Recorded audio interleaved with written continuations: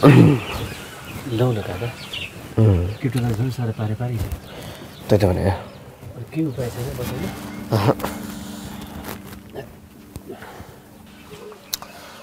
केटोलाई मर्न त दिनु भएन अब त्यही गर्नुपर्छ बरु यसो गाउँतिर डुल्ने हो कि कतै जाने हो कि अहिले दिने हो भने त केही गर्न सकिएला नि त मेरो हजुरआमा खोइ म हजुरआमा भान्डामा जान्छु कस्तो कुरा छ केटी तेरो हजुरआमा स्वर्ग आइछ उनी जान्छस् जान्छु लगिदिनु न मेरो बुवा र आमा पनि उहाँ हुनुहुन्छ अरे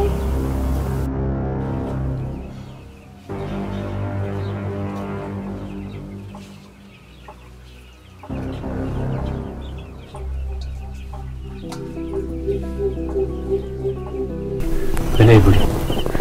यतिकै बेर पिछो कहाँ जानुभयो त्यही त यति समय त लाग्नु